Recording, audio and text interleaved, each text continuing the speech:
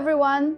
In this lecture, we will learn about jump instructions. Jump instructions transfer program execution by modifying the instruction pointer IP or both the code segment register CS and IP. Jump instructions are divided into unconditional jump instructions and conditional jump instructions. Unconditional jumps transfer to the target address without any conditions. Conditional jumps transfer only when specific conditions based on flag bits are met. The conditions here refer to the status of the flag bits. First, let's look at unconditional jump instructions. Unconditional jumps force the program to transfer to the code segment address pointed to by IP and execute from there. They have no breakpoints, no return mechanism, no stack operations, and do not affect any flag bits. In short, the program goes wherever IP directs, with no return to the previous position.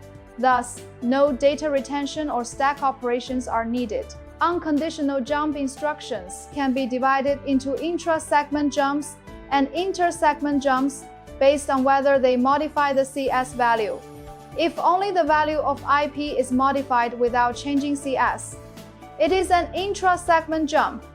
If both the value of IP and CS are modified, it is an inter-segment jump.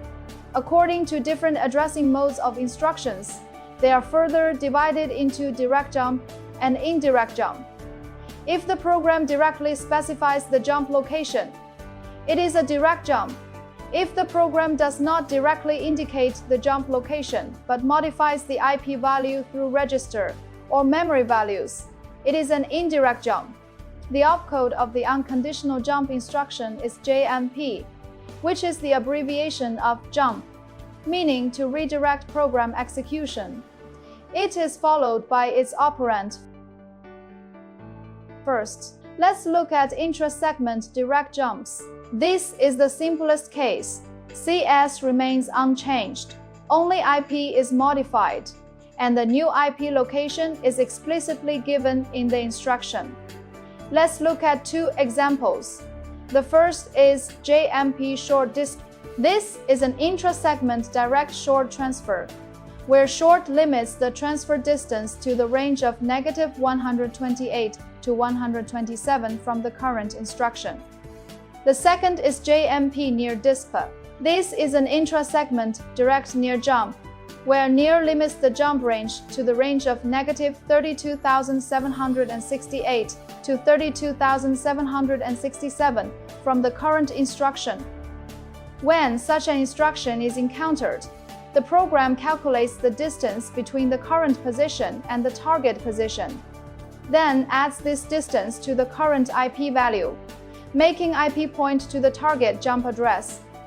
Let's look at this example. Move the value of BX into AX, then jump to the location indicated by next. Here, Nebraska XT is relatively close to the instruction pointed to by the current IP, so using short is sufficient.